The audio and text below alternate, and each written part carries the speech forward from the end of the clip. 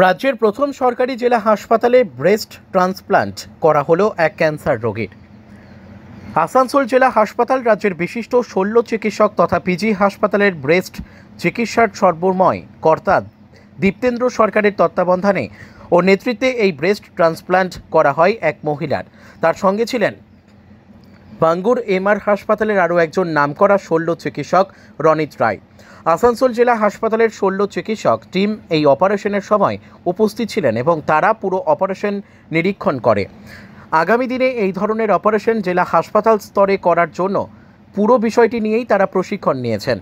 জেলা হাসপাতাল সূত্রে জানা গিয়েছে, আসানসোলের সালানপুর ব্লকের এক মহিলা তার স্তনে একটি টিউমার নিয়ে আসানসোল জেলা হাসপাতালে চিকিৎসা করাতে এসেছিলেন। সেখানে তার অপারেশনও হয়। অপারেশনের পর বায়োপসি রিপোর্টে দেখা যায় ওই মহিলার স্তনে ক্যান্সার রয়েছে। এমনিতে স্তন ক্যান্সারে স্তন বাদ হয়ে যাওয়ার কথা, কিন্তু ওই মহিলা চাননি যে তার স্তন বাদ পড়ুক। এরপরই টেলিমেডিসিনের সাহায্য নিয়ে পিজি হাসপাতালের স্তন ক্যান্সার রোগের চিকিৎসার হেড দীপ্তেন্দ্র সরকারের সঙ্গে যোগাযোগ করা হয় এবং তিনি জানান এই ক্ষেত্রে ব্রেস্ট ট্রান্সপ্লান্ট সম্ভব, কিন্তু তার জন্য খরচ রয়েছে। এরপরে এগিয়ে আসে আসানসোল পৌর নিগমের স্বাস্থ্য বিভাগ, তারাই এই যাবতীয় খরচ বহন করেন। এই অপারেশন আসানসোল শুধু নয়, রাজ্যের জন্য একটি ঐতিহাসিক পদক্ষেপ বলে জানিয়েছেন দীপ্তেন্দ্র সরকার। তবে আগামী দিনে এই অপারেশনের খরচ কিভাবে যোগাবে তা নিয়ে ইতিমধ্যেই চিন্তাভাবনা শুরু হয়েছে। প্রশাসনিক স্তরে বিষয়টি নিয়ে জানানো হয়েছে যে এই ব্যয়বহুল অপারেশন যাতে বিনামূল্যে রোগীদের করা হয় সেই বিষয়ে সরকার চিন্তাভাবনা করুক।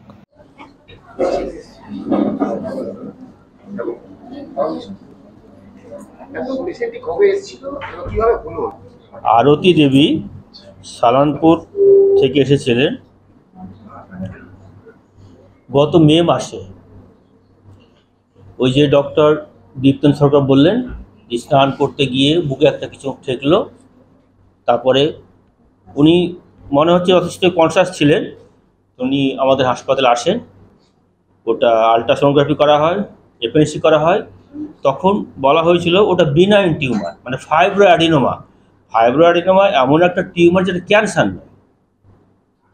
তখন তাকে ফাইব্রো অ্যাডিনোমা হিসাবে অপারেশন করা হয়েছিল।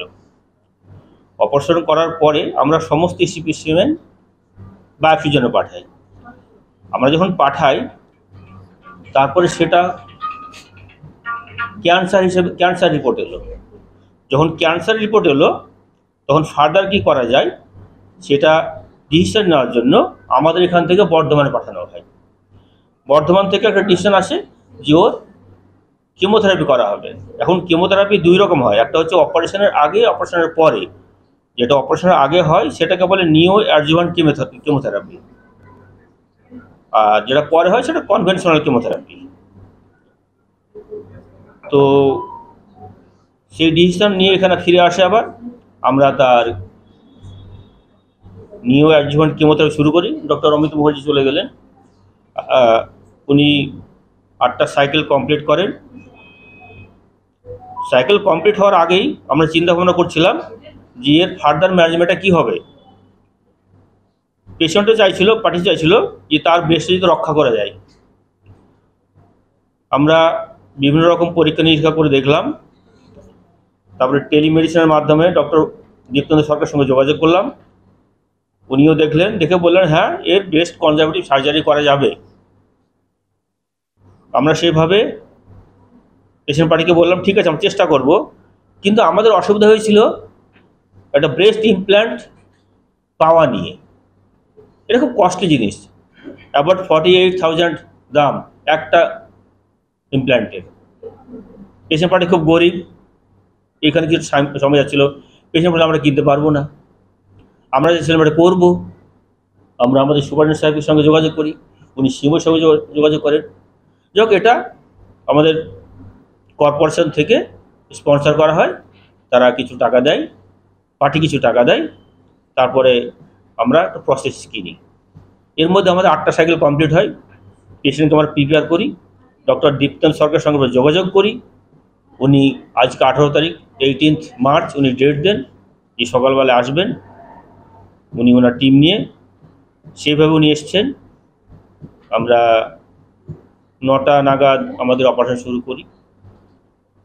অপারেশন এতক্ষণ মোটামুটি শেষ। আমরা যখন এখানে বেরিয়ে এলাম আপনাদের জন্য, তখন শুধু স্কিন ক্লোজার বাকি ছিল, বাকি সব কমপ্লিট হয়ে গেছিল।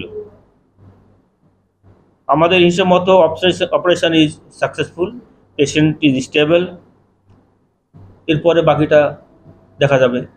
পেশেন্টের যতটা ভালোভাবে সম্ভব আমরা কেয়ার নেওয়ার চেষ্টা করব। আমি এটার জন্য অনেক ধন্যবাদ দেবো ডক্টর দীপেন্দ্র সরকারকে অ্যান্ড তার টিমকে। আমি ধন্যবাদ দেবো আমাদের সিএমওইচ, আমি ধন্যবাদ দেবো আমাদের সুপারিনটেন্ডেন্ট,